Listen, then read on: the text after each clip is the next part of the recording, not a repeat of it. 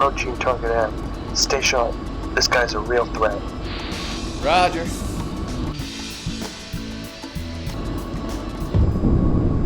Falcon, respond! Falcon, do you copy? You looking for someone?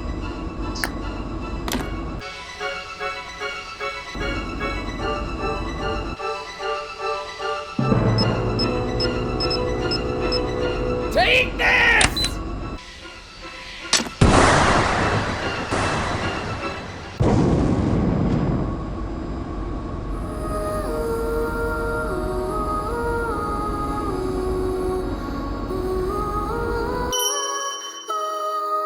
Sayonara. Nothing personnel, kid.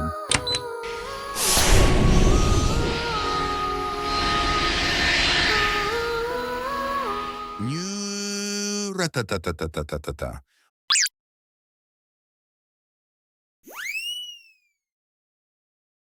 Ouch. Let's pretend you didn't see that. Anyway, I've always found it interesting how certain visual novel developers went through some experimental phases before ultimately finding their own personality. Take Key, for example, and their early AeroJ era, or Ubisoft's attempt at creating a chuuni visual novel with Xe. One such developer was Light, now better known for their action-focused titles such as aviary, K3, or Silverio Trilogy. They once created just as many, if not more, visual novels focused on the slice-of-life narrative aspect. I feel like Paradise Lost was the game that would mold their future style, almost like a turning point for them. However, around that same time, they released another title, one which would portray the complexities of war in a way that remains rare in this medium even to this day. Hey there, this is Miran, and this is my review of Gunjou no Sora o Koete.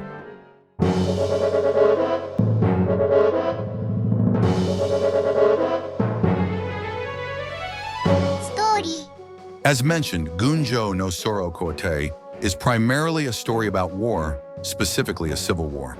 As such, I think it's a good idea to give you a summary of how things led to this situation. So here's an abridged version. It all began when a scholar proposed creating a unified economic zone within Asia, with the yen as the common currency, basically just ripping off what Europe did with the EU. To achieve this vision, Japan needed to split into multiple independent nations, leading to the partition of the Kanto and Kansai regions.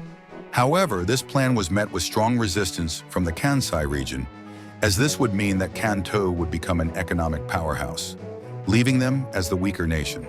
As such, they strongly advocated for the reunification of Japan.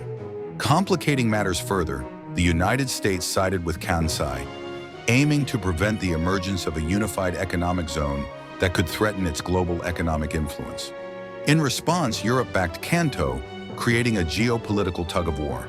To avoid escalating into a full-scale proxy war, a ceasefire was forced between the two regions. Despite this truce, both Kanto and Kansai continued to engage in smaller-scale military operations to assert their dominance. If that was confusing, here's an even further abridged version.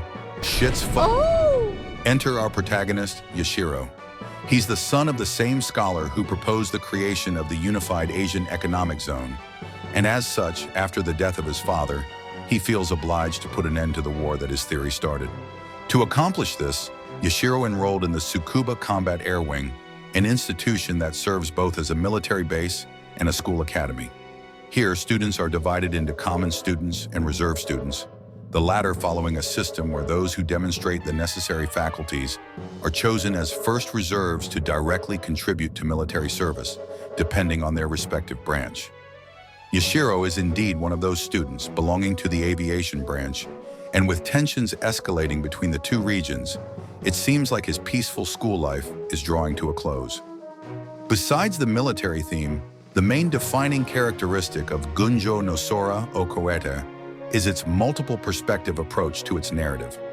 Even though the story is mostly seen through Yashiro's eyes, there will be just as many scenes where events unfold from another character's point of view. This isn't the first time Light, or more specifically, Hayakari Takeshi, the scenario writer, crafted a story like this. I'm indeed referring to Boku to Bakura no Natsu, to which this game could be considered a spiritual follow-up, albeit on a much larger scale. I think I would even recommend playing that game first, even if they aren't narratively tied. At any rate, this approach works wonderfully for this type of story. After all, one of its main intentions is to depict the mental states these characters go through when dealing with such high-stress situations. It all feels very human and realistic, greatly enhancing the development of their relationships. I also feel it's worth praising how carefully the perspectives for each scene are chosen. Not only does it improve the pacing by adding variety, but it also clearly understands which character's state of mind is the most important at any given time. As for the characters themselves, I think the game assembled a really interesting cast, but I don't think I would consider them easy to like. This comes down to how intense and at times stubborn they can be presented as. They all hold very strong views and beliefs of the situation stemming from their personal circumstances or the simple inertia of their actions caused by their ideals. This leads to plenty of confrontations where, even if you aren't directly rooting for any of them, it still feels engaging since there's no clear good or bad side. I believe, however, that there's another factor regarding this relative lack of charm, which is the near total lack of humor. This is something that caught me off guard, since even really sad stories like Clannad or White Album 2 don't completely disregard this element, as that type of contrast helps reinforce the serious tone of the more dramatical moments. But in Gunjou no Sora o Koete, I'm not exaggerating when I say that I heard the comedy track from the soundtrack around 30 hours in, and it only lasted for a minute, never to be seen again. Rest in peace, comedy track. Your valiant yet short-lived efforts won't be forgotten. Anyway, even if the characters were quite interesting, I still would have liked to see from time to time some moments of lightheartedness here and there. Since you know this is a light, developed visual novel. Regarding the roots, they were very substantial and well-developed. At least most of them were. I thought Yuki, the reporter, and another character, whose presence might be a bit spoilery, so I will refrain from saying whom, had their routes ending rather abruptly, which was a bit unfortunate since I found their scenario to be quite intriguing. The rest didn't share this issue, but they all had one thing in common, which was their idiosyncratic approach to romance. There's that one famous, somewhat cliché quote that goes, "Do you think love can bloom on a battlefield?" Which incidentally, while writing this, I found out it actually originates from Metal Gear Solid. But regardless, this game's answer to that question is a yes, but not in the shape you would expect. This is a story that doesn't idealize its romance at all. Instead presents it almost like yet another obstacle the characters need to overcome, needing to find what those feelings mean to them and how they fit within their ideals. This also led to something I wasn't expecting at all, which was the sheer quality of the H scenes. They were all remarkably well written. Actually, scrap that, I would even go as far as to say that this game has the best written H scenes I've ever seen. Of course, that's not the same as saying that they are the best H scenes ever, but when judged by their contributions and relevance to character relationship development, they are leagues ahead of nearly everything else. Each one of them presents the questions. What does intimacy mean for these characters? Do they even feel comfortable in exposing their deeper feelings to their partners? And how does war affect their frame of mind in these types of situations? It's definitely one of the few titles where I felt like these scenes were actually worth reading, and this comes from someone who has honed their H-scene skipping skills. Very impressive stuff. On a side note, one consequence of the multiple perspective approach was that occasionally routes didn't feel as focused on the central characters as they do in other visual novels. I suppose this is what happens when you keep everyone relevant throughout the individual routes. That said, I wouldn't call this a flaw or anything, just a curious narrative outcome. However, what I certainly didn't expect was the low number of dogfight scenes. I'm sure most VN fans out there, when hearing the name Light, they immediately associate it with over-the-top action. But in Gunjou no Sora o Koete, there's barely any of that. In fact, oftentimes the scenes would just cut off right when things were getting complicated. I feel like this was the correct call.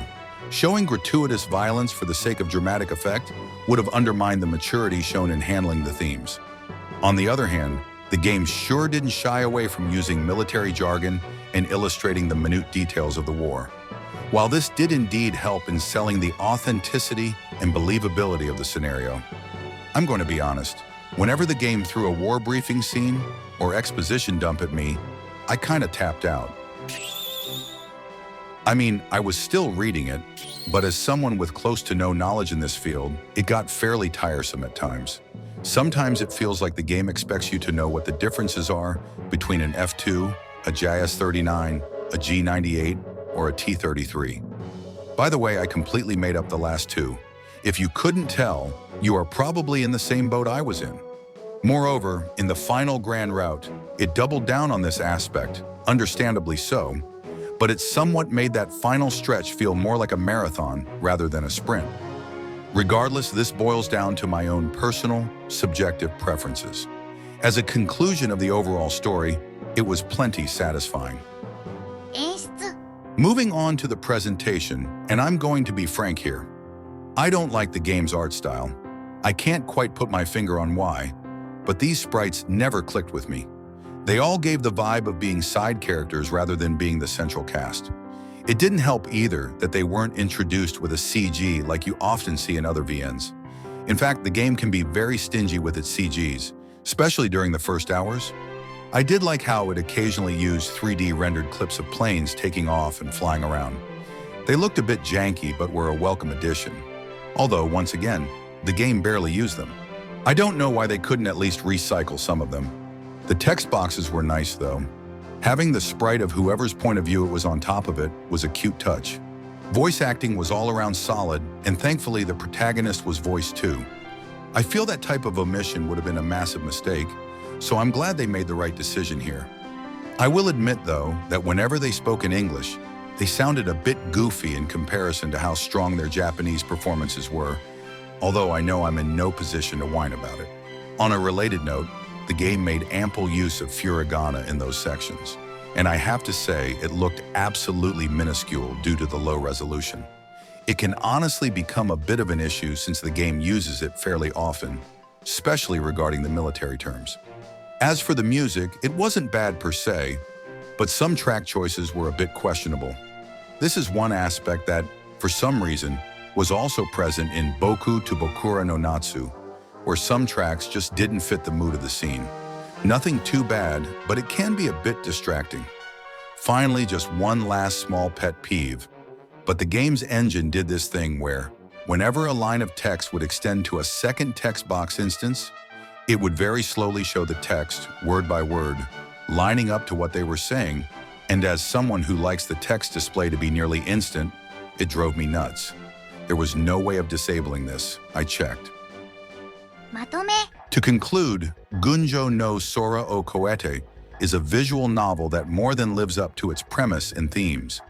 The sense of scale is remarkably achieved through a meticulously detailed setting that explores both the broader narrative and the inner states of mind of each character.